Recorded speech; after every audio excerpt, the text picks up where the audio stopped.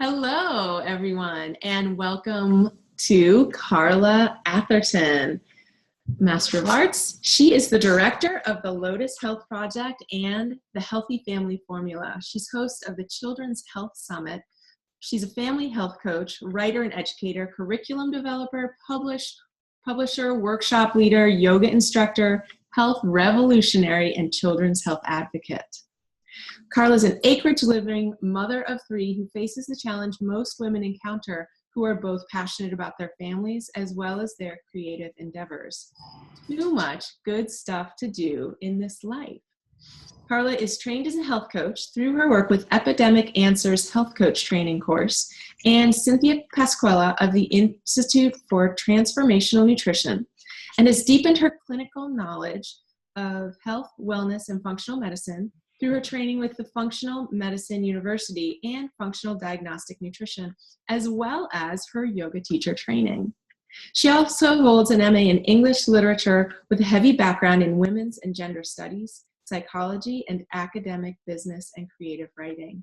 Carla specializes in family health with a focus on functional, holistic, natural health and wellness, with specific interest in functional neurology, nutrition, digestive health, the science of mind-body practices, stress reduction, childhood chronic illnesses, geriatrics, autoimmunity, and immunology using the principles of lifestyle medicine.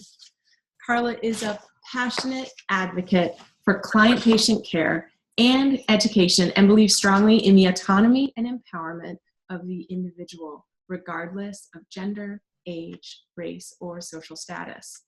She says, "I think that there is nothing that cannot be overcome given the right tools, support, and information, and that we are never victims of our own circumstance, but are heroes in our own journeys. I believe strongly in individual autonomy, and I aim to elevate family health one empowered family at a time. In this way, we can collectively leave behind a legacy of health for our children." It is such a pleasure to have you here at the Healthy Gut, Happy Child Summit. Thank you so much for being here, Carla. Thank you for having me. I'm so excited to be here and talking to you today. You're very welcome. I'm pretty excited to get to delve into your broad and very passionate arena of wisdom. So before we get into specifically gut health and children, I would love to know a little bit more about your journey to this point in your career and your personal life.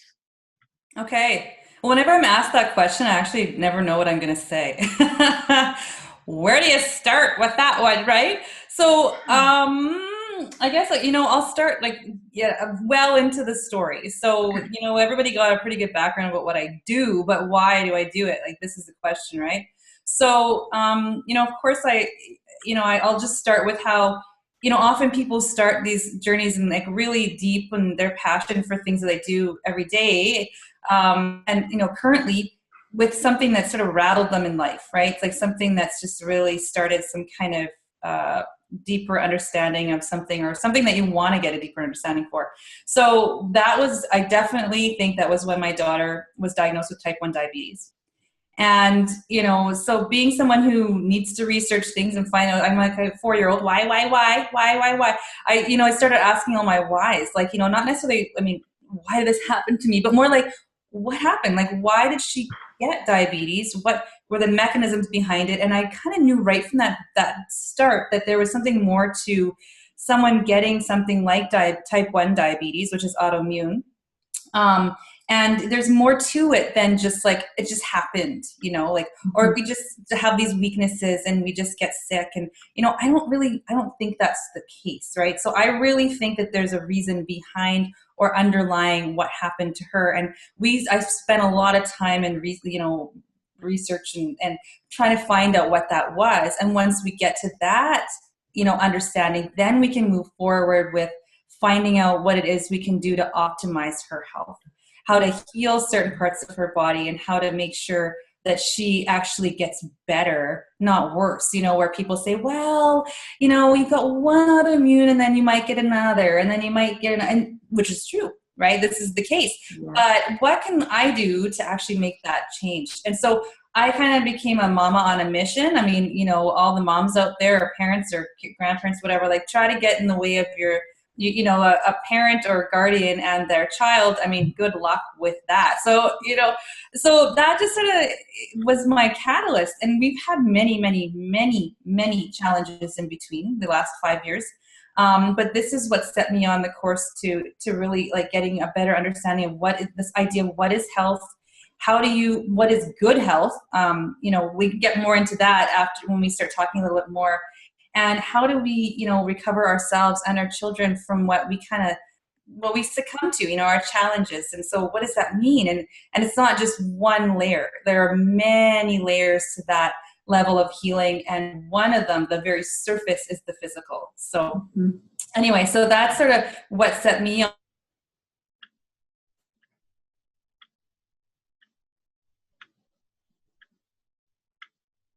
Waiting for a little pause here in the video.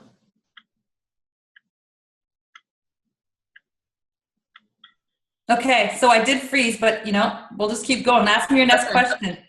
Sounds good. I'm so happy to be speaking with you all the way out in Saskatchewan. I know. And it's not Saskatchewan. It's just that I live in the boondocks. So I have not a great connection sometimes. So bear with us, people. I will take it. I'm so happy to be speaking with you. Okay. So as you were exploring the whys of your daughter's illness, what were some of the the lightning moments where you found, oh, this is where I really need to be. I need to know more about this. This is connecting with our situation. Oh, that's never ending. I'm sorry. I mean, I would love to say, I will say one of those things, of course, that's why I'm speaking for this summit, is gut health, right? But I will have to say that every day I learn about something new that is part of the puzzle. But I do think, for sure. But I do think there are those fundamental things that are the case with most illness, right? So we can kind of get into that too. But I think that, these aha moments is just kind of like, okay, so let's categorize this. Okay, so what is it that's underlying all these different illnesses? So let's go to, okay, so my daughter has autoimmunity, right? Mm-hmm. So what are the other illnesses that children are succumbing to now? Like, if you could name one. Oh, asthma. Okay, yeah, for sure. Asthma, atopic conditions, allergy, right? We've got autism spectrum disorder. We've got attention deficit hyperactivity disorder, and just general behavioral problems that are happening, with our kids. And we've got metabolic disorders. We've seen children who are becoming obese in record numbers. Why are 2-year-olds obese? We need to figure that out. What's going on here? Right. And mood disorders, right? Mood disorders, anxiety, depression. Kids who are 10, 12, 14 are being diagnosed with depression. Yeah. Anxiety. Why? What's happening? And then there's all kinds of other stuff that not just the big issues, right, that we just mentioned here, but we've also got learning disabilities that are just I don't even know how many children have been diagnosed with learning disabilities. It's just it's a lot of kids. And, childhood cancer. Why are our children, developing cancers in their bodies? And then fatigue, sleep problems, general malaise, insomnia, right? Some kids sleep too much. Some kids can't get to sleep, or they have unrestful sleep. So they feel terrible all day. And they're just general malaise, Mm-hmm. Why are so many kids feeling this general malaise? And so what I come back to, this aha moment, this point where I go, okay, I'm getting where these all intersect, is where we have this whole system of how we live and what happens to our bodies or whatever in this toxicity, which we'll get to in a minute, that it actually increases inflammation, right? And immune dysfunction, right? Mm-hmm. And so where does that come from? And so one of those sources is actually, well, it's kind of like a source, but actually, it's damage to the gut. So because digestion is at the root of all of our health entirely, right? If we don't digest, we don't assimilate nutrients, we don't if we don't actually properly eliminate all of the toxins that we're gathering day in and day out, we actually reabsorb those toxins. And so if you think about all those things I mentioned, right, the really, like, the where they all intersect is that they have a component of deficiency and toxicity. Mm-hmm. Right. And so, right. So where do we get the things we need? Well, we eat them, we ingest them, they go through this process in the gut. Where do we actually eliminate?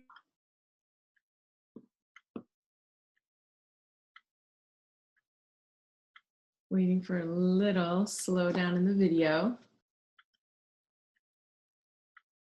after the elimination part. I'm just going to pick up where I left off. Okay. Great. So where do we eliminate those things that we are, like, that we're, making us toxic? Well, through the gut. Like, that's where everything happens before anything else can take place. So, yeah, so that was one thing that really has been like a theme, throughout everything that I've been learning, whether it's about like immunity or like gut health or like mental health or like, illnesses or what makes us healthy, all that stuff. It's one of those originators is for sure the gut. Yeah. Yeah. Yeah.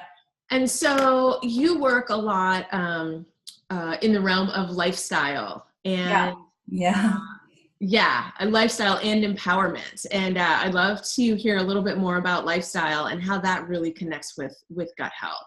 I love that you're asking that question next. It's so where I was going. How good was that? We're going right for it. That was where I was going. You were ready. And we didn't discuss this beforehand, people. Okay? No, we did not. Okay, so what's happening? Yeah, so the question is, what's happening? What is happening? And so it's all environmental factors. So environmental factors cause damage to the gut, whether it be from exposure to chemicals and heavy metals, okay, mm-hmm. or taking medications that can actually damage gut flora. It actually, it depletes your body of certain vitamins and minerals and nutrients, right? Mm-hmm. Lack of good gut flora. So if you have any kind of dysbiosis, if you have, an invasion of species that are not helpful or beneficial bacteria in the gut, and not enough good bacteria that we all need, then that can be a factor, right? So that to your gut health, and poor inflammatory, non-nutritious, gut irritating diet, that can cause dysbiosis as well, but also nutritional deficiencies and also gut permeation. Mm-hmm. I think I hear where you're going with this. Let's let that video catch up a bit. Okay, I know exactly where I left off. Okay, gut permeability. Okay, yeah. So we don't want holes in our gut. It's supposed to be a screen. It's supposed to keep certain particles out of the bloodstream. And when that is breached, like, just think about that. You got all kinds of flies and garbage and stuff coming in if you don't have a screen on your window. So same thing happens with the body. If you have a compromised gut caused by any of those environmental factors that I just mentioned, you will have problems. So bacterial overgrowth and infection is one thing that I did mention too. And I think that's really important too, because if you have any kind of other problems, like let's say you start having motility problems through your gut.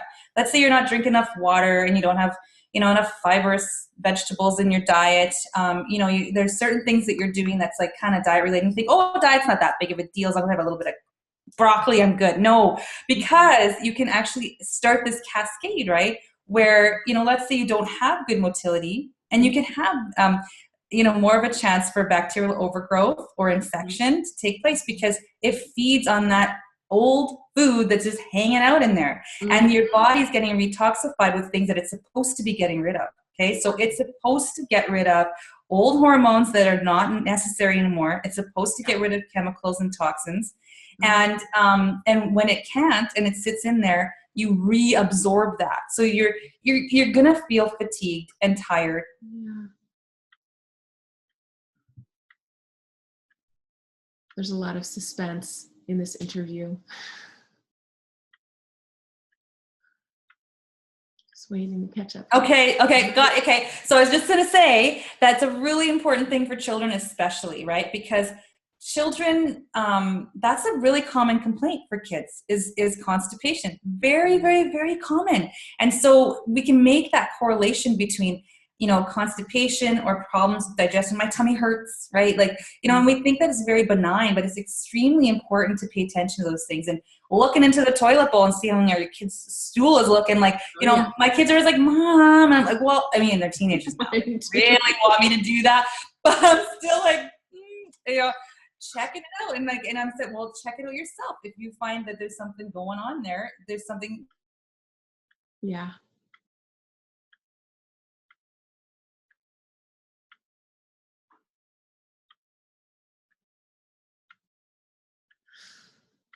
Yeah, even my 4-year-old does not want me looking in the toilet bowl, but it is super, super important. Yeah, it is. And if there's something going on there's something you need to adjust. Yeah. There's something you need to change that's going to be, significant. And so we need to pay attention to these signs, these cues. Gut health is not benign. This is not something that you just say, well, I ate too much bread. And, that is not, it's just not, it's more, there's more to it than we're thinking. Right.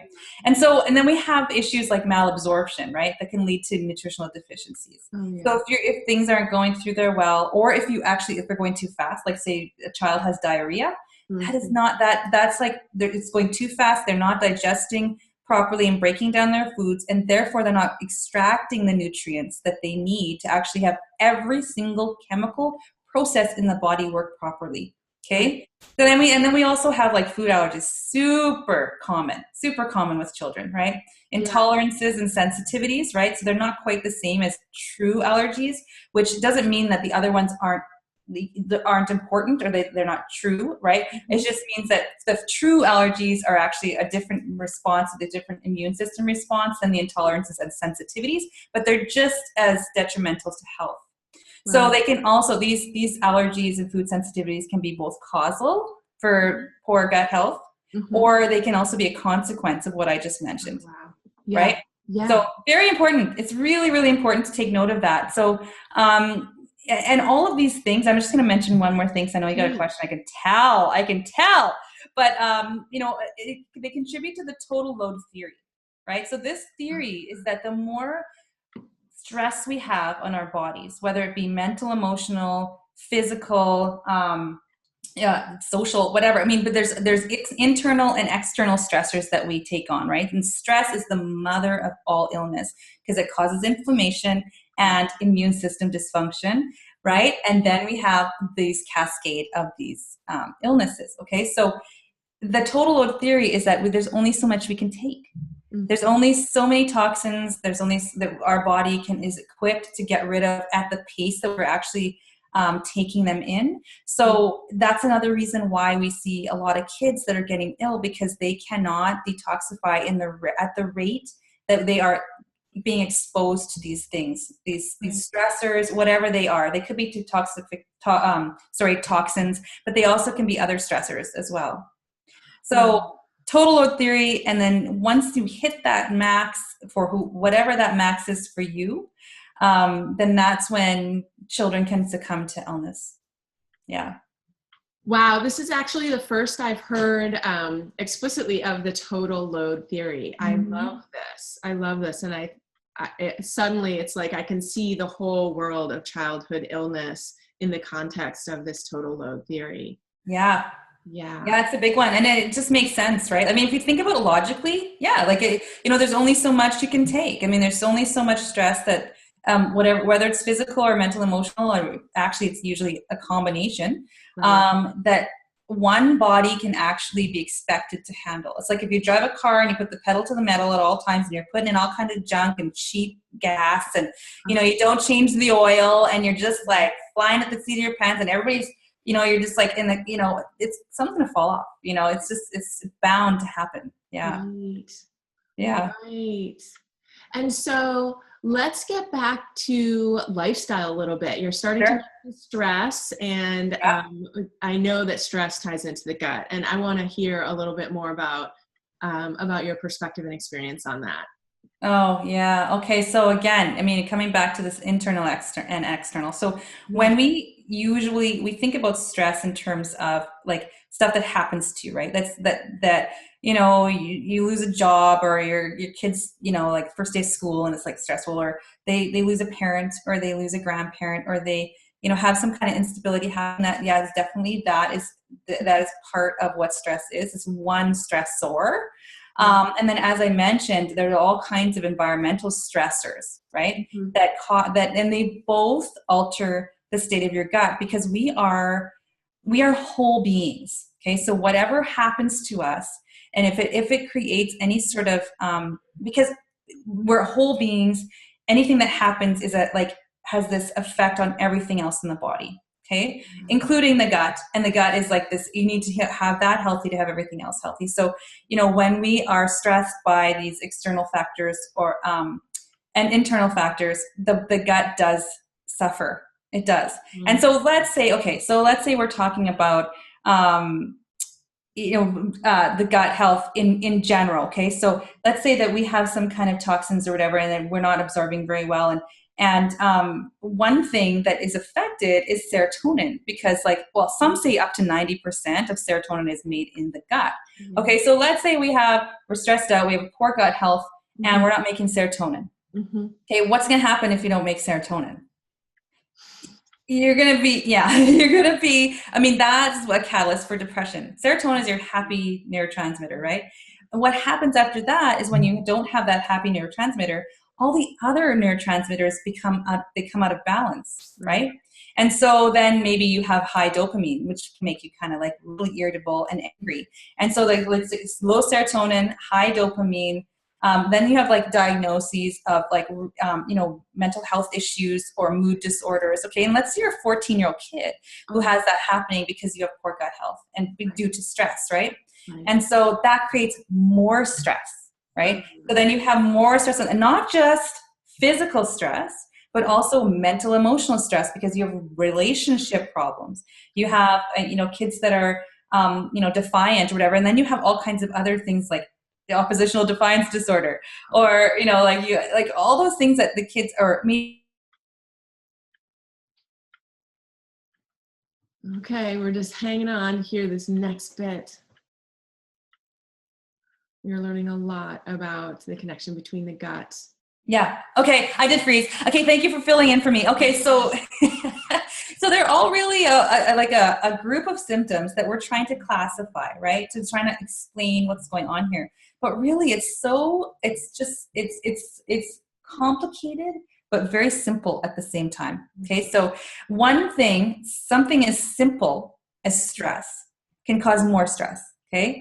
But it can cause everything, like all kinds of functional, physical imbalances and disorders that can lead to all those top 5 that I was talking about: ADHD, autism, obesity, asthma and atopic conditions, childhood cancers, autoimmunity, learning disabilities, and general malaise, not feeling good, sleep problems, all those things that I mentioned at the very beginning. Right. That's what can happen when you have stress, which is, it sounds crazy, like, oh, reduce your stress, but really that is at the key on how we fix it. So that's what I want to get to here. Right. When where we're having this conversation, is that, yeah, we can say, oh, our kids are sick, they're not doing well. Okay, well, yeah, okay, fine. We need to move on from that and figure out, how do we fix it? So that is the key to fixing it, is to reduce the stress. Reduce the stress, whether it be mental, emotional, spiritual, social, environmental, right?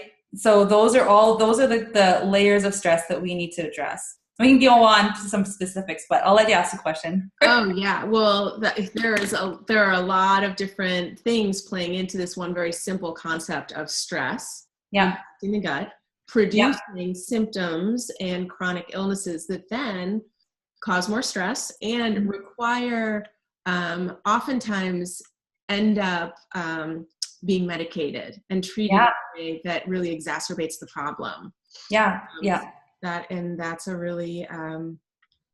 That's a really sad cycle to get in, especially with children at the beginning of their lives. And you know what? We want our kids to feel better, right? Like Yeah. we just want them to feel better. And we live in a society where everything's supposed to happen yesterday. Right. And we're tapping our foot in the lineup when it's 2 minutes. I mean, really, we really don't have the patience anymore. Like Right. because we keep thinking that the faster we move, the better. And we just have all these things that we need to do right now. But I think what that's really robbed us of is this knowledge, this ability to have knowledge about what's actually going on. Yeah. Yeah, it doesn't. So I'm going to fill in here, but we don't have a chance to learn about what's really going on because we want those fixes so quickly. Yeah, yeah. And so we don't actually move inward enough to figure out what's going on. Well, one thing in our like, what's the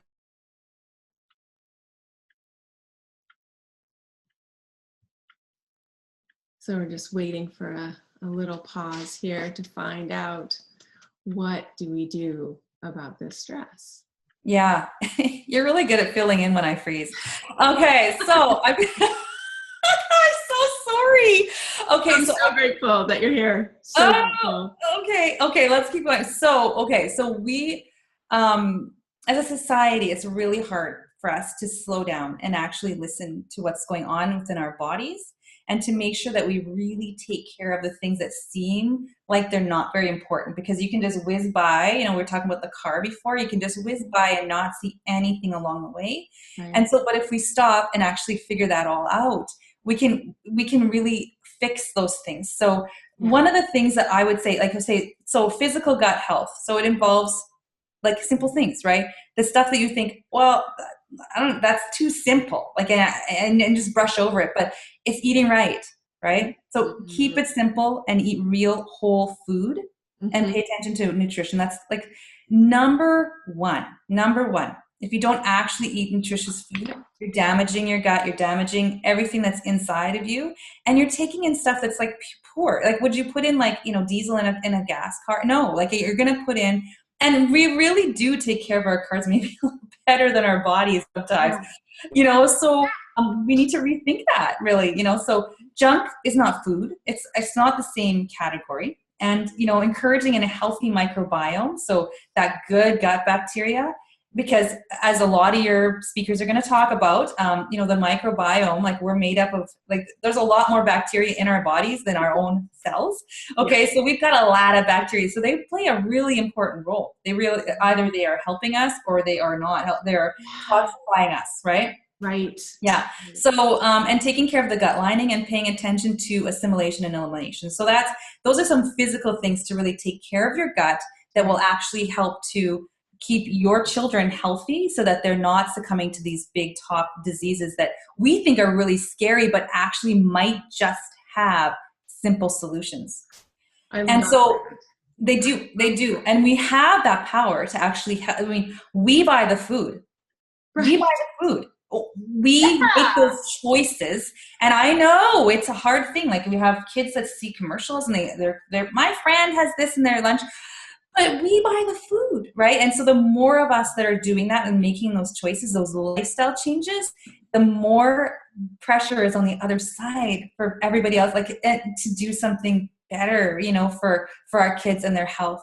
Okay. So, and the next thing, like gut health, you wouldn't think this, but adequate sleep is very important. Especially if you already have problems in the digestive tract, because what happens when you sleep is you repair. Okay. So, and a lack of sleep can mess with your hormones and neurotransmitters. So you're sending off, you're producing all this cortisol in the middle of the night when you're supposed to be making melatonin. And, if your circadian rhythm is off, your child is like just quite a mess. You can be quite the mess. And then you make dumb decisions the next day. Then you're reaching for sugar. Then you're reaching for caffeine. If your teenagers are on need coffee in the morning, please don't let it happen, because there's something wrong with something hormonal or something chemical, something, with their sleep-wake cycle. There's a reason why they're tired. And this is why we need to listen to the reasons, right? Yeah. And so it can just make a real metabolic mess, lack of sleep, and affect your gut health. And so another one, okay, so this is another, like the typical pyramid of lifestyle factors, exercise. Oh, But yeah. exercise is really important for reducing inflammation. Okay. Mm-hmm. And increases Yeah. mood. It's actually the only thing proven to affect serotonin levels. And it actually, yes, it alleviates depression. Exercise is the only one. Like you could talk about medications, you could talk about food, you could talk about everything else, but exercise is guaranteed to increase your mood, improve your mood. How about that? Not increase, but improve. Okay, so, and how about mental clarity and every single bodily process that including digestive motility. So we talked about how if there's the motility in the digestive system is a little bit sluggish, and you can invite really bad bacteria and like constipation, reintroducing toxins, all that stuff we talked about. Right. Exercise helps that motility. It gets stuff moving. We are supposed to move. We're not supposed to be doing this. What am I doing? Okay, I'm like texting my friend. No, our kids are supposed to move. Okay, yes. and think and be and have space, to think. And so I think that's a really big issue is exercise, and making cultural changes. Okay, so like, what is kids' food? Like, how do we think about food and health? And what does that mean? Like, maybe we need to sort of think about redefining it, and what can we expect from our health? Is this all these chronic illnesses? Are they our new normal? And are we really going to accept that? Are we going to accept that? Question. Yeah. Are we going to accept that? I don't want to accept that. I don't accept that. I don't think that's normal. I think if it's normal, it's not healthy. Right. And so, what is kids' food? Like, have you looked at a restaurant, like a menu there lately? Like, I mean, of course you have, right? Right. What's on there? Hot dogs, fries, and we think, oh, my kid, that's all they're eating. Oh, I could talk about this all day. But I mean, so if we look at that, what's on the menu? Mm-hmm. And then, okay, so there's like the chicken and the egg here. Okay, so that's all we offer our kids. So that's what they're going to eat because that's what they think they're supposed to eat. But then what if like kids are requesting that and it becomes like a reason, there's like a reason why they're requesting it. And so if you think about things like autism, for instance, and, picky eating, things like that lead to all these health problems, right? Because then they're not eating well. But sometimes kids who actually have gut problems that are related to, and then create other problems, other bigger problems, they actually are picky eaters and they have trouble with textures and they can't have their food touch. There's all kinds of sensory issues that are involved in poor gut health and conditions such as autism. So it's really all very interconnected, all very interconnected. And I think we just really need to step back and take a look at how we think about what we feed our children or our kids' habits. And, is it really normal for teenagers to want to be up all night? Maybe not, I don't know. I mean, so there's lots of things that we need to look at. And another thing is changing habits. Mm-hmm. Changing habits, so hard to do. I know it's hard to do. Oh, yeah. And so if you've got the opportunity to start those habits, good habits in the beginning, oh man, you are saving yourself so much headache. And believe me, as a mother who has a child who has type 1 diabetes, I'll tell you, like, I don't want anybody going down that road if we can prevent it. So I'm not saying kill yourself, like with all the worry, right? But just trying to make these changes or starting a change within yourself so that you can actually help your kids to make changes that are earlier on in their life. Yeah. Yeah. I love this. There was a study a few years ago that I read about how the foods your child eats before they turn 2, those are the flavors that are going to become habitual. Wow. And so they really set your child's food preferences. I must have eaten a lot of salt and chocolate. So there's an opportunity there. It's not that you can't change it afterwards, but I was really impressed by that opportunity. And yes, yes, habits can change, of course. So I have another question for you.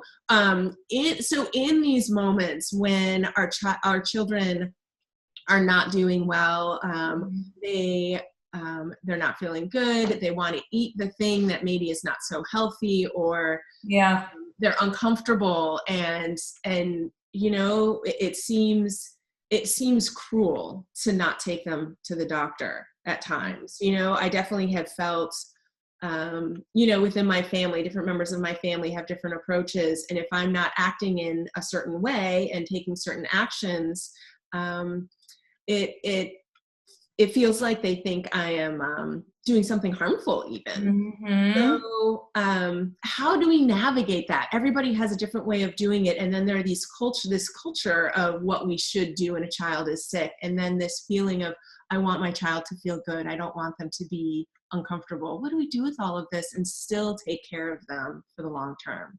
Oh, such a juicy question. I could just, okay. I think that returning back to your wisdom, not only as a human being, but as a mom, I think we all as parents know when our kids are truly, when we need help and when we can handle it. And when we can handle it, we use the tools that we have, right? So what are those tools? What do we have at our disposal? And what do we know about health too? Because if you think about sickness, even big illnesses like my daughter, and believe me, we've done a lot of things that conventionally are not the norm. And actually we've done a lot of lifestyle changes that have made all the difference that we were actually discouraged from doing, saying they were unnecessary. That is very interesting. And I have experienced a little of that too. I want to hear more from you.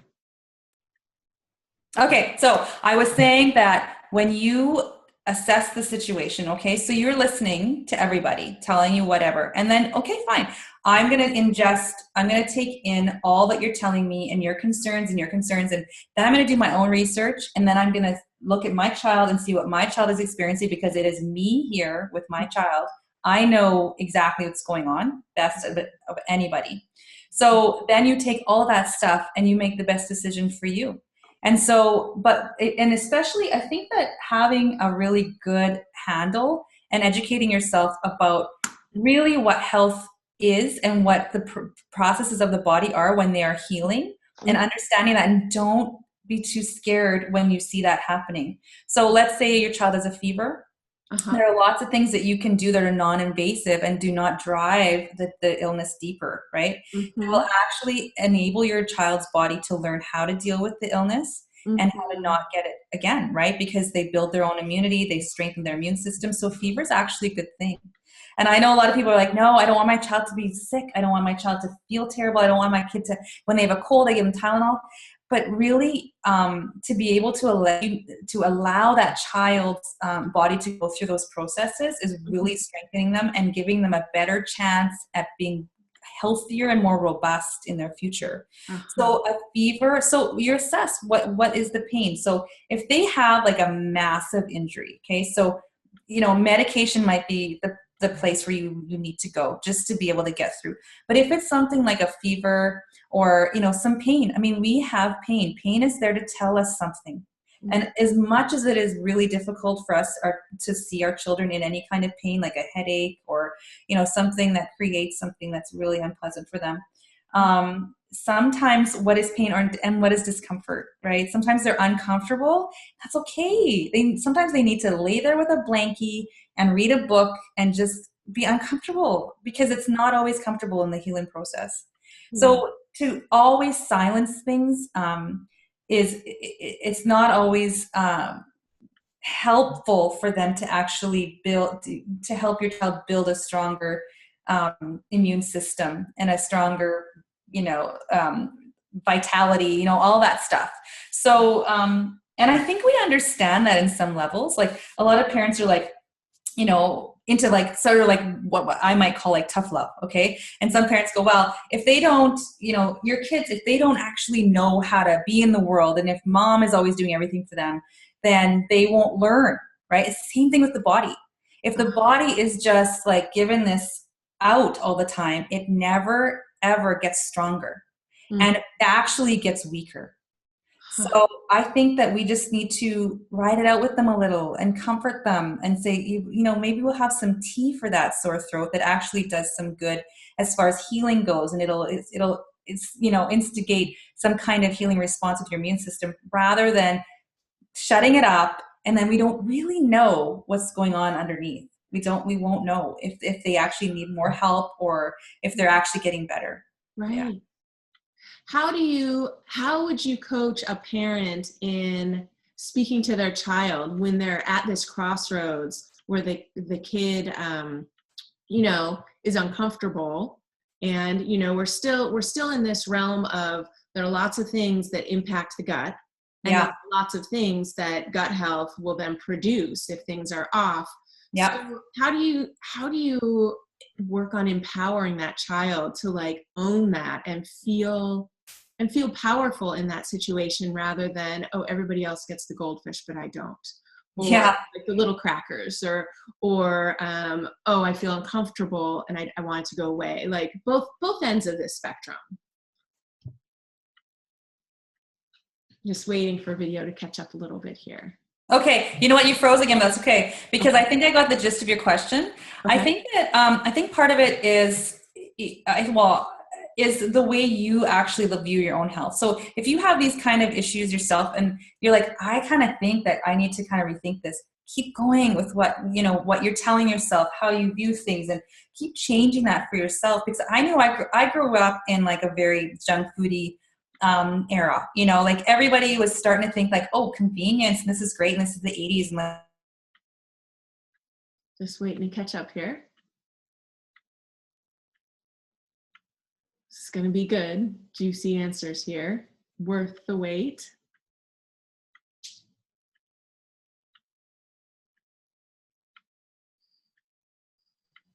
Okay, so I'm going to keep going. Okay, Yep. so I grew up in the 80s, right? Like, you know, where we just weren't really eating very well. And it was really common to just like go to McDonald's or go, you know, wherever. And I would just like be wishing I would get that when my mom came home. And instead she'd have like, sometimes she would have it, sometimes we'd have like apples. And I'm like, apples? But so, you know, all the kids with money got to, you know, go to McDonald's. Like that was like how it was, right? Mm-hmm. And so I think like I'm always changing that, always talking to myself. And I'm actually like, now I'm at the point where honest to goodness, I talk to my food. I'm like saying, thank you for this food. Amen. And I'm like, these beets are like, oh, they're the bomb because they're going to clean my liver. Like this is how I think. And I'm not kidding. I sound like I'm just saying that. I am not just saying that. I do it. And my kids are like, whatever. They're rolling their eyes. But they do take that on, and they start. And then when we talk about what the benefits are, like sometimes, you know, you don't go too far because they don't really care that much about like all the details all the time. But if they ask, you're telling them, you know, so what you're modeling is what your kids are going to actually take on. And even if it doesn't look like it right away, even if it seems like they're still complaining or they're having a hard time making any sort of transitions or being different than anybody else, right? Mm-hmm. You know, why do I have this fever and my friends get Tylenol and they feel better? Or, you know, why do I have to go through it? And why am I, whatever they're saying, seeing other people get that they don't get, always sort of like just keep dropping that and say, this is why, kiddo, you know, and it doesn't have to be long and drawn out, but if they're asking, tell them. And if you need to, and you just model it and you just keep living it, because that's what lifestyle medicine is. You need to have to keep living it and just make it part of your everyday existence. And every family's different, and every kid needs to know that too. Every family has a different set of rules in their house. They have a different, and you know, I always tell my kids that, and it doesn't always seem like they get it, but I think they do.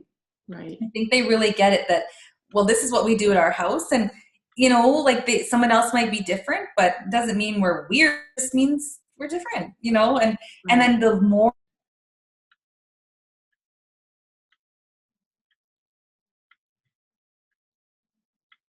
Just letting the video catch up here. And I was just saying that maybe, you know, as we keep going with that and, you know, we can turn the tide, and then we're not so different. You know, maybe it's the norm to actually bring, you know, something healthful to like a team supper or something, or, you know, where it's like kind of like because we care about each other, and we've managed to sort of rethink and redefine what we mean by health. Yeah. So returning to the old wisdom, the simple stuff, because I think more and more people are getting really tired of their kids not feeling so well. So I'm going to return to that question. I know we're really close to the end of our interview, but you actually asked what you do when other people are sort of criticizing and maybe saying it's cruel. Really, like, a little bit of education doesn't hurt. I mean, people don't like to be preached to. Believe me, I know, and I have a tendency to do that, and I'm not trying to do it, but it happens, right? Because when you twig onto something, it's really hard not to share. Oh, yeah. It's hard not to share. And so when they ask you that, just be really clear, well, actually, I want my child's immune system to actually learn how to deal with these. And they're not really like writhing in pain, and sometimes they're uncomfortable. You can explain that to people, but also don't get too far involved in explaining your decisions as a parent, because you are the parent. You do not need to justify what you do and how you care for your children, because you're caring for your children. You do not need to spend that energy, explaining or justifying what you do. So I really trust that parents do the best they can with what they know. Yeah. And they love their kids, and there's just nothing they wouldn't do for them. So I think that if you know that this is something that's right, and that your child is okay, and they're going to be even better for whatever their experience is, I think that you just stay to that truth. You stick to that truth. Oh, I love that. Stay to your truth. When you're caring, you're really taking good care of your kids. I love that. All right. I have just a couple of more questions for you, Carla. This has been so fun speaking with you. Let's let the video catch up here. Come on back to us, Carla. Come on, video.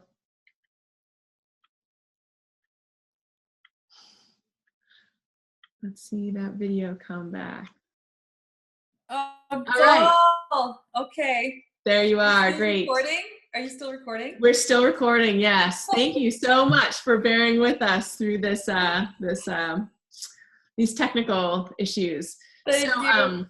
Again, I love that you're emphasizing that, as caregivers, as mamas, we're caring for our kids, and that's where our energy is going. We don't have to spend energy justifying, because we're caring for our kids at the deepest level. Yep. And I have two last questions for you before we wrap up here. This has been so fun, and this has been great. So if there were just one single most important message you want people to get out of our conversation today, what is it? Oh, evil. Okay. We've covered a lot of ground. I know we have. And where do I go with that? Okay, so one single thing that I would like people to take away from this. Yeah. I think just awareness.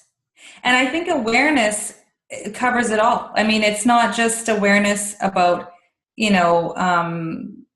what gut health is and what health is, and definitions and stuff like that, and things that you can research. And I think that's extremely important, and very empowering, right?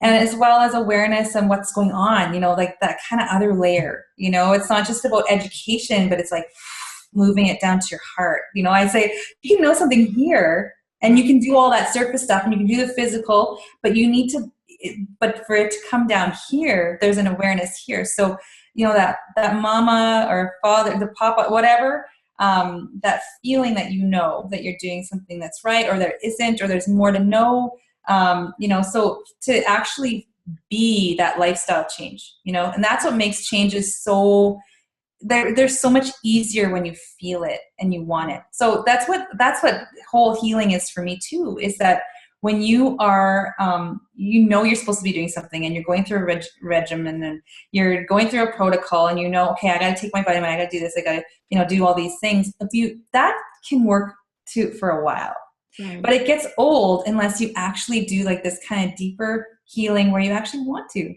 Like Right. it's something you get up and you're like, I really want to do that because it makes me feel good. And so I think that takes a level of awareness that, Mhm. just has you pay attention. You just pay attention and you pay attention to those feelings that you have, and then that will sink in and really make lifestyle changes easier to do. Yeah. Oh, thank you. Thank you for that. I love that awareness here.